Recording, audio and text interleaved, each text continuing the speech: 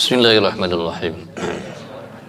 Wa an Aisyata, dan dari Aisyah, anna Rasulullah sallallahu alaihi wasallam qala, Rasulullah sallallahu bersabda, kasrul azmil mayyiti, memecahkan tulang mayit, kakasrihi hayyan, bagaikan memecahkan pada saat hidup. Apa dah? Di saat apa? Saat hidup. Rawahu Abu Dawud bisnadi ala syarti Muslim. Baik, ada beberapa akhlak kita terhadap orang yang mati.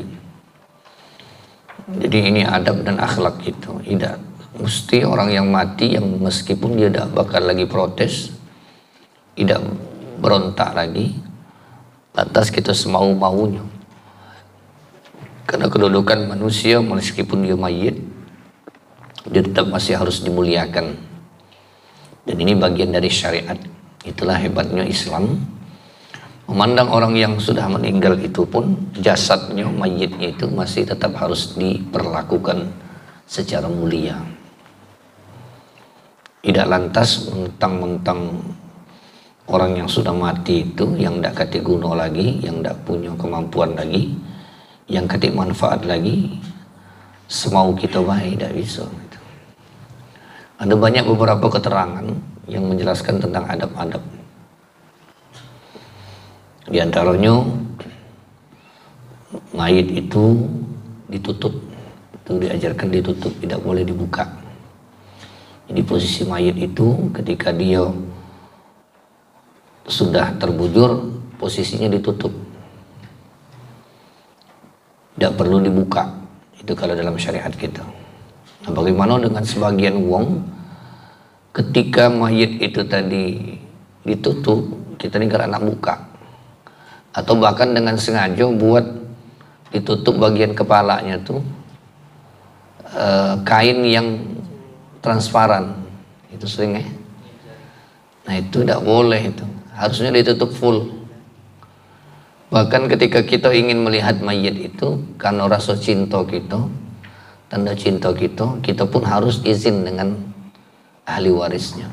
Mohon izin Bapak, aku nak melihat beliau ini, apalagi beliau itu orang saleh, ulama atau orang-orang yang baik.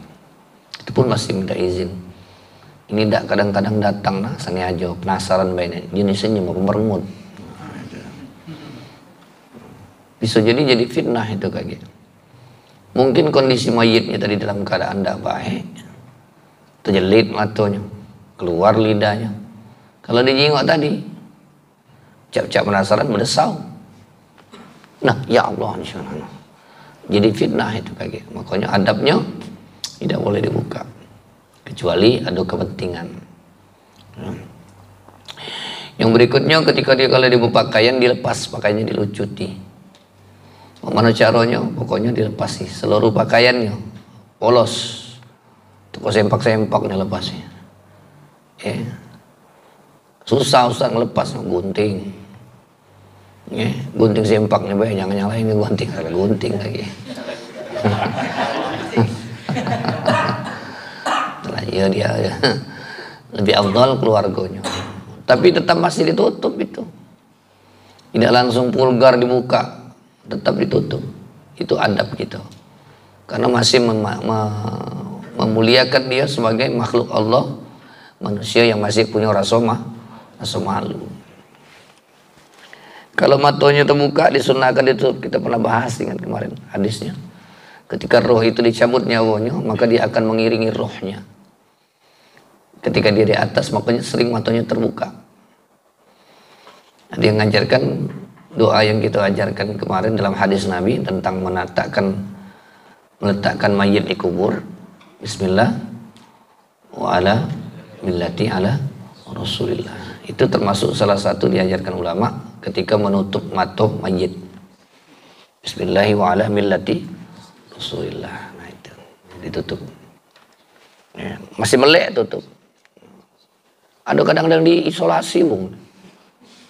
Heran juga aku. Ya. Mulutnya terbuka tutup. Ngangap. Makanya wong tuh galak dipasang wong kain sini kan, biar jangan terbuka. Nah, sebenarnya kalau ada di hadis itu kondisi matinya itu mengiringi mayitnya. Ketika dia menoleh ke atas, biasanya itu kalau yang baru-baru. Kalau 4-5 jam lah saro itu. Saro 4-5 jam, agang-agangan itu. Ya, buka. No. Melek terus mata. Itu ditutup mata. Kalau gagunya terangkat, diturunkan. Pokoknya disempurnakan perlakuan kita dengan perlakuan yang lembut dan baik. Maka ada hadis Nabi yang kita bahas sekarang. Wa an Aisyah anna Rasulullah sallallahu alaihi wasallam, dari Aisyah anna Rasulullah sallallahu alaihi wasallam, sungguh Rasulullah sallallahu alaihi wasallam qal, bersabda, kasru azmil mayyiti. Kasrul. Udah bisa pakai alif lam itu. Buang alif lam. Kasru azmil mayyiti. Bukan kasrul azmi. Tidak bisa dia.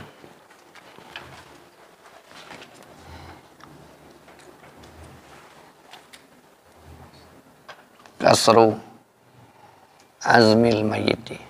Buang alif lamnya.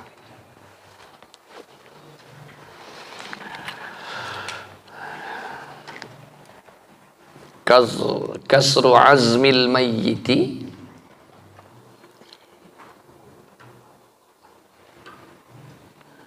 kakasrihi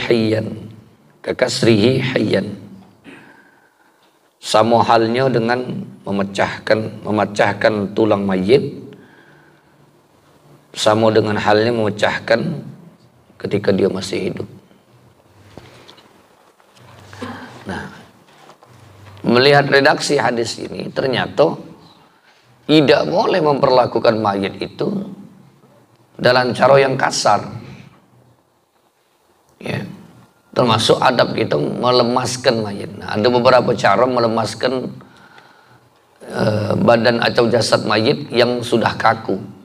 Itu beberapa orang-orang yang ahli itu bisa. Terutama bilal-bilal yang sudah punya jam terbang tinggi. Macam-macam.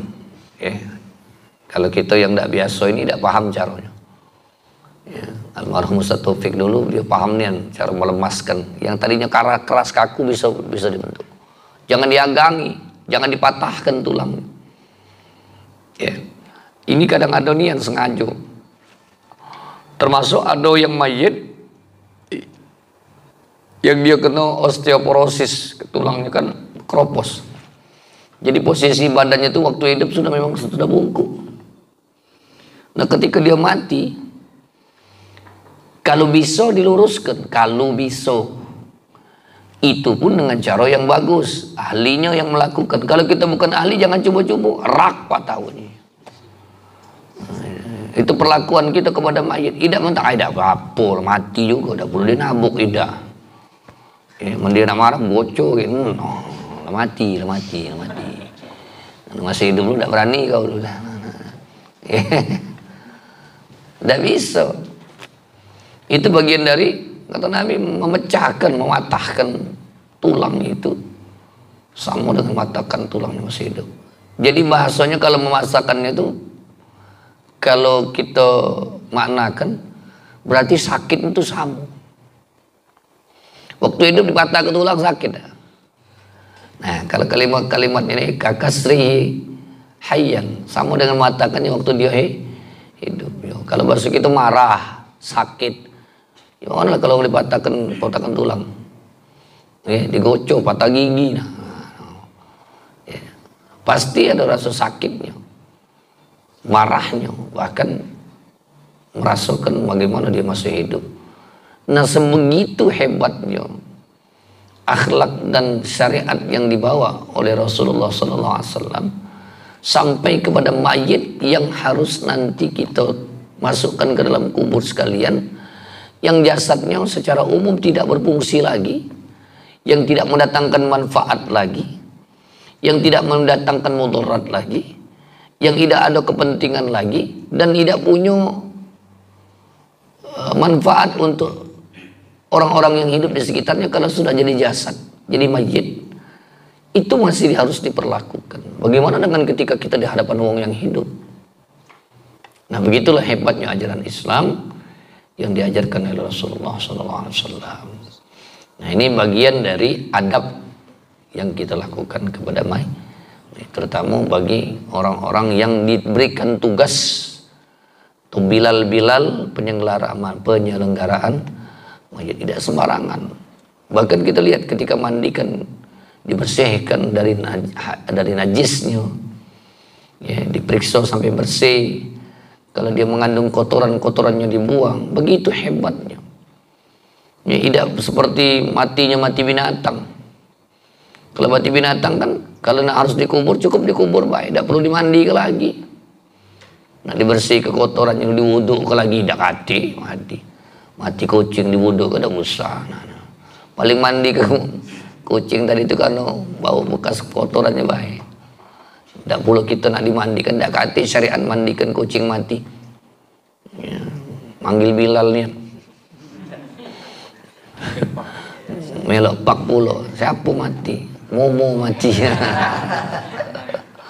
Ya datang kalau membawa beras ya.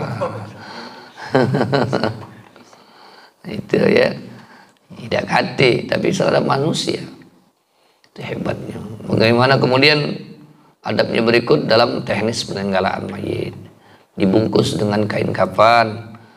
Ya, usahakan kain kafannya itu yang warna putih. Kalau tidak memungkinkan boleh 3 lembar. Ya, paling tidak sunnahnya kalau memungkinkan. Tapi kalau orang mati syahid, tidak perlu dikafani lagi, tidak perlu dimandikan lagi, langsung dikuburkan bersama pakaian-pakaiannya, bersama darah-darahnya itu, karena itu akan menjadi saksi di hadapan Allah Subhanahu wa Ta'ala. Ada lagi kemudian bagaimana cara memandikan mayit tadi? Disiram, jangan pakai selang. Dikenceng ke pula, dipencet pula, pencet nyetim mobil, ngapa dia ini cepat lah, biar cepat apa? Cepat bersih. Buntang sekalipun tidak boleh kita, karena jijik megangnya tadi kan, siram aja. Ay payah kau usah celup ke bawah situ. Sebenarnya kan rukun mandi itu kan membasahi dengan air ke seluruh tubuh. Sebenarnya itu baik rukunnya itu kan sebenarnya kan. Tapi tidak sebatas itu, masih ada adab-adabnya. Ya. Tidak mentang-mentang, tidak bakal protes juga. Tidak marah, tidak juga. Nah, kamu cebeli, kamu tabuk, kau yang sarung mati sampai hidupnya rohi kau nih, kuta, mati lah kau ya. Jawabnya cie marah. Ya. Nah, tidak bisa. Karena berlakunya hukum tadi, berlakunya adab-adab tadi sangat luar biasa. Maka cuma Islam yang memperlakukan adab yang begitu baik. Tidak lantas dia kaku karena harus dipaksa, terus dipatahkan. Bisa baik patahkan. Patahkan. Saronya ya kau ini setengah mati. Mantap lah kau sini. Pasang saya tidak bisa. Sama kata Nabi, kakasrihi hayyan, sama dengan mematahkan tulangnya atau memecahkan tulangnya ketika dia masih hidup. Ini bahasan kita hari ini tentang adab terhadap mayit. Allah adab. Yang nanya jaturi.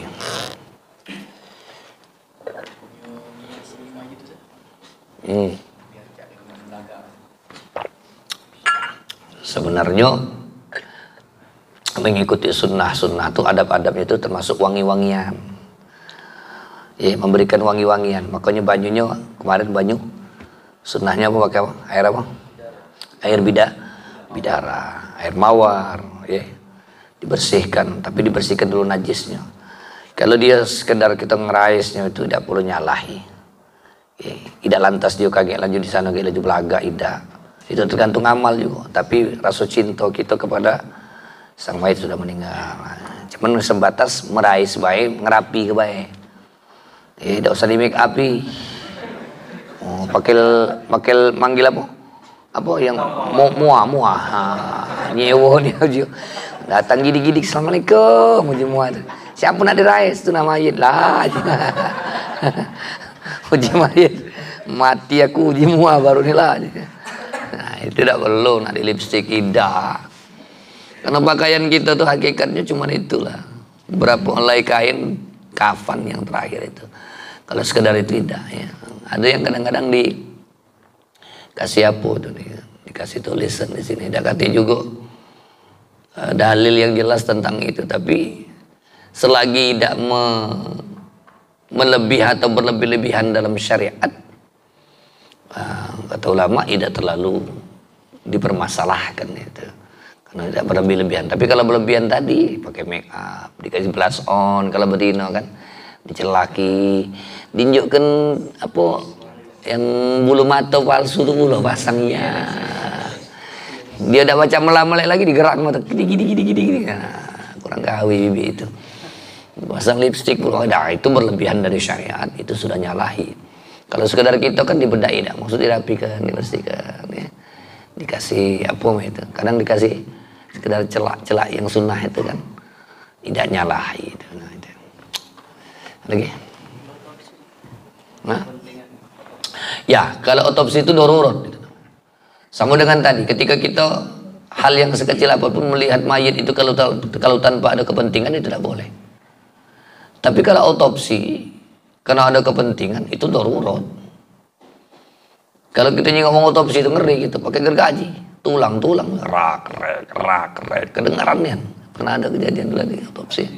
Kita bersau-desau dengar, jangan kena nyingok, dengarnya lagi ngeri. Gergaji, rek. Itu pun karena ada kepentingan autopsi ya. Kalau kata kepentingan tidak boleh.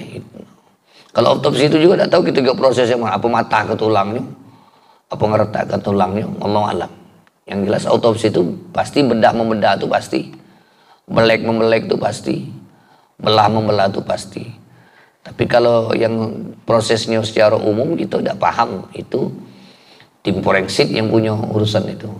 Ada bagian-bagian tertentu yang harus diperiksa, ada bagian-bagian tertentu yang harus dibelek, ada bagian tertentu dari tulangnya yang harus diperiksa, dilihat. Nah, sejauh itu memang ada kepentingan forensik, karena darurat hukumnya tidak harus diperiksa dengan itu, dan itu satu-satunya prosedur yang harus dilaksanakan terhadap mayit, itu tidak termasuk bagian dari nyalahi adab. Itu bagian dari darurat ya. Jadi untuk mencari kebenaran, untuk melihat keadilan terhadap faktor penyebab kematian si mayit ini, karena diduga mayit ini mati dalam keadaan di luar kebiasaan atau di luar kenormalan. Itu di luar bighairil adab itu. Kalau itu di luar aturan adab yang berlaku. Habis, ya, insyaallah kita bahas lagi pada pertemuan berikutnya. Wallahu a'lam. Bismillahirrahmanirrahim. Alhamdulillahirabbil alamin. Allahumma shalli wa sallim wa barik wa kallim wa azim wa sallallahu alaihi wasallam. Allahumma aghnina bil ilmi wa zayyinna bil hilmi wa akrimna taqwa jamilna bil afiyati ya rabbal alamin. Allahumma ighfir lana dhunubana wa li walidina warhamhum kama rabbuna shighara wa lil muslimina simad wal mu'minati al-yawma wa la taghfir rahimin. ربنا آتنا في الدنيا حسنة وفي الآخرة حسنة وقنا عذاب النار. صلى الله عليه وسلم والحمد لله رب العالمين. صلى الله